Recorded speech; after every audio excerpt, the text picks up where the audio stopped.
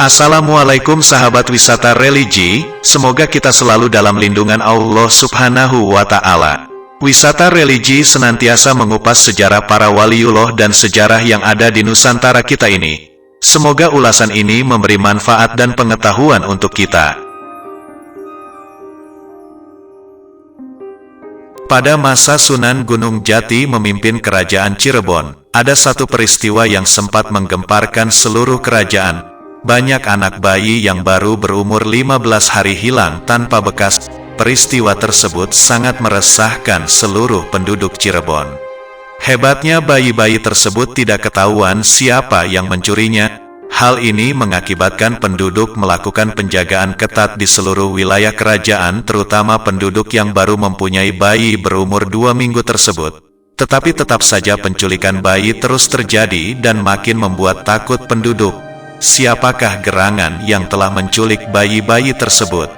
Seluruh pejabat kerajaan Cirebon langsung mengadakan rapat untuk membicarakan dan mencari tahu apa dan siapa yang menyebabkan penculikan ini. Akhirnya Pangeran Patang Aji, anaknya Sunan Gunung Jati, diberi tugas untuk menyelesaikan masalah ini dengan tuntas. Segala cara telah dilakukan, tetapi tetap saja penculikan masih terus terjadi. Hebat sekali orang yang menculik bayi-bayi tersebut, pikir Pangeran Patang Aji, karena dijaga ekstra ketat pun masih bisa lolos. Akhirnya Pangeran Patang Aji melakukan meditasi untuk mengetahui siapakah yang telah menculik bayi-bayi tersebut.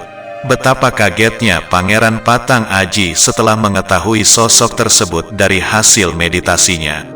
Ternyata yang menculik bayi-bayi tersebut adalah siluman wanita yang memang sengaja menculik dan memakannya sampai habis tubuh bayi-bayi tersebut. Tujuannya adalah siluman wanita dapat berubah menjadi wanita muda yang cantik dan sekaligus mendapatkan kekuatan agar bisa bertahan hidup di alam dunia. Siluman wanita tersebut bernama Endang Banowati. Siluman wanita berwajah menyeramkan seperti mak lampir dengan rambut panjang yang tidak dirawat alias awut-awutan dan suka tertawa melengking yang dapat membuat bulu kuduk orang yang mendengarnya akan merinding. Memang Endang Banowati mempunyai kemampuan untuk menyirap orang sehingga tertidur pulas. Pada suatu malam, Pangeran Patang Aji membuat sebuah perangkap di sebuah rumah penduduk yang istrinya baru mempunyai bayi berumur 15 hari. Dengan ilmu penangkal sirap dan cambuk saktinya, maka dipancinglah Endang Banowati untuk datang ke rumah tersebut. Tepat jam 12 malam, terdengarlah suara tertawa melengking yang bisa membuat orang tertidur, tapi dengan persiapan yang matang orang-orang yang berada di rumah tersebut tidak mempan. Baru saja Endang Banowati mau masuk ke rumah dan ingin mengambil bayi yang berada di samping ibunya, langsung terhempas keluar. Rupanya bayi dan ibunya telah diisi ilmu penangkal lewat bacaan-bacaan asma Allah. Saat terhempas itulah, Pangeran Patang Aji berusaha menahan Endang Banowati. Tetapi dengan licinnya Endang Banowati dapat melepaskan perangkap yang telah disiapkan sebelumnya.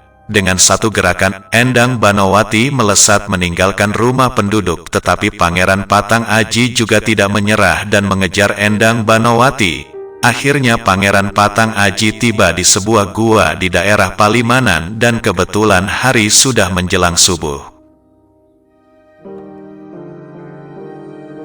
Pangeran Patang Aji dan beberapa anak buahnya menunggu di luar gua sambil memasang jaringan goib di muka gua dengan harapan Endang Banowati tidak bisa lagi keluar kemana-mana lagi atau diisolir di dalam gua. Pangeran Patang Aji sangat mengerti kalau Endang Banowati tidak akan mampu bertahan lama di dalam gua selama belum mendapatkan mangsanya.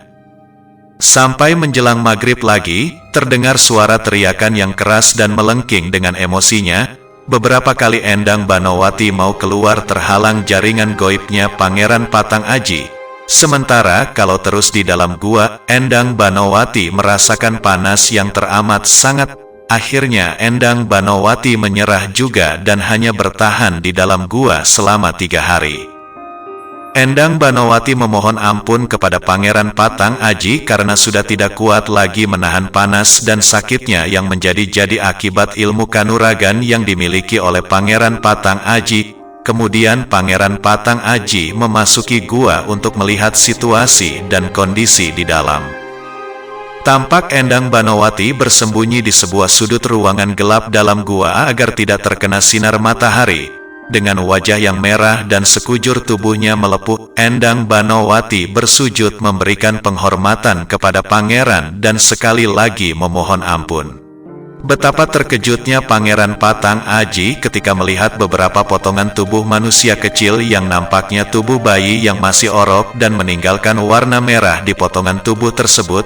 Sisa tulang belulang yang berserakan di salah satu ruangan gua tersebut terasa saat diinjak. Pangeran Patang Aji tampak geram dan murka melihat suasana di ruangan tersebut. Apa yang telah dilakukan Endang Banowati terhadap bayi-bayi yang diculiknya? Endang Banowati dengan terpaksa menceritakan secara rinci segala yang telah diperbuatnya. Bayi-bayi tersebut dimakan dengan sangat buasnya dan kadang tanpa meninggalkan sisa potongan tubuh satupun. Biadab. Begitu teriakan Pangeran Patang Aji. Baru saja Pangeran Patang Aji ingin mengacungkan cambuknya, tiba-tiba Pangeran Patang Aji tersadar kalau Endang Banowati telah minta maaf dan bertobat walaupun Pangeran Patang Aji masih meragukannya. Tapi Endang Banowati terus memohon maaf dan pengampunan karena dia melakukan hal tersebut dengan terpaksa agar bisa bertahan hidup di dunia, dan dengan darah bayi umur 15 hari itulah yang bisa merubahnya menjadi wanita pada umumnya. Bayi yang dibutuhkan oleh Endang Banowati sebagai tumbal berjumlah 40 bayi, tapi tinggal satu lagi. Sudah 39 bayi yang dikorbankan, malah tertangkap oleh Pangeran Patang Aji. Ketika didesak oleh Pangeran Patang Aji apa alasan sebenarnya Endang Banowati memakan bayi, maka terungkaplah kalau sebetulnya Endang Banowati ingin menjadi manusia dan merasa iri melihat kemuliaan seorang manusia. Pangeran Patang Aji mengatakan kalau itu sudah menjadi kuasa Allah dan Endang Banowati harus menerima takdirnya. Terus saja Endang Banowati menangis dan merintih betapa kurang beruntung nasibnya. Sementara untuk melakukan aksinya supaya bisa seperti manusia terhalang oleh perlawanan Pangeran Patang Aji, Endang Banowati terus memohon agar diberi kesempatan untuk menculik satu bayi lagi agar wujudnya bisa sempurna seperti seorang wanita. Pangeran Patang Aji tetap pada pendiriannya untuk menolak permintaan Endang Banowati. Untuk itu Endang Banowati mengatakan lebih baik Pangeran Patang Aji membunuhnya saja daripada hidup tersiksa dan terisolir. Pangeran Patang Aji terenyuh juga mendengar perkataan Endang Banowati dan akhirnya dengan melakukan tafakur sejenak, Pangeran Patang Aji menemukan solusi atas permasalahan Endang Banowati. Hai Endang Banowati siluman gua Palimanan, aku telah menemukan jalan keluar untukmu, tapi dengan satu syarat yang tidak dapat diganggu gugat ataupun dilanggar olehmu. Siapkah kau menerima tawaranku? Aku siap menerima tawaran pangeran dengan segala resikonya dan tunduk kepada perintah pangeran. Dengarkan apa yang aku ucapkan. Baik pangeran. Pasrah kepada Allah Tuhan semesta alam dan memohon ampun kepadanya. Dengan seizin Allah saya akan menikah denganmu dengan syarat kau harus masuk Islam seutuhnya. Kemudian kau dilarang untuk memakan atau membunuh bayi-bayi yang ada di seluruh kerajaan Cirebon khususnya dan yang ada di muka bumi ini pada umumnya. Sebagai gantinya, kami akan memberikan darah bayi segar yang diambil dari beberapa bayi yang ada di seluruh kerajaan pada hari Sabtu pahing minggu pertama setiap bulannya. Apakah kau menerima tawaranku, wahai Endang Banowati siluman gua Palimanan? Endang Banowati tampak diam sejenak dan menyatakan kesanggupannya untuk menerima tawaran Pangeran Patang Aji. Penerimaan Endang Banowati disambut sukacita oleh para prajurit yang ada di dalam gua. Ini berarti mengakhiri penculikan bayi-bayi yang selama 3 tahun yang mengganggu ketenangan penduduk Cirebon. Kabar ini langsung disampaikan kepada Sunan Gunung Jati. Dengan penjelasan yang matang dan masuk akal oleh Pangeran Patang Aji, akhirnya Sunan Gunung Jati menyetujuinya dengan syarat semua ini dilakukan karena Allah Tuhan semesta alam. Beberapa bulan kemudian, pernikahan dilangsungkan secara tertutup dalam hukum Islam tanpa banyak orang mengetahuinya. Setelah menikah, Endang Banowati tetap tinggal di Gua Palimanan dan sesekali dikunjungi oleh Pangeran Patang Aji sambil membawakan darah bayi untuk dijadikan santapan Endang Banowati. Endang Banowati sangat taat menjalankan perintah suaminya Pangeran Patang Aji dan tidak pernah lagi keluar gua kecuali menerima kedatangan suaminya. Dari pernikahannya dengan Pangeran Patang Aji diperoleh anak tunggal berjenis kelamin laki-laki dan diberi nama Raden Kilap.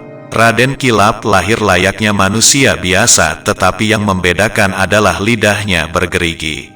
Lidahnya yang bergerigi diturunkan dari ibunya Endang Banowati, di mana saat memakan tulang bayi dulu, lidah terkena sayatan serpihan tulang bayi yang tajam dan menyerupai gerigi.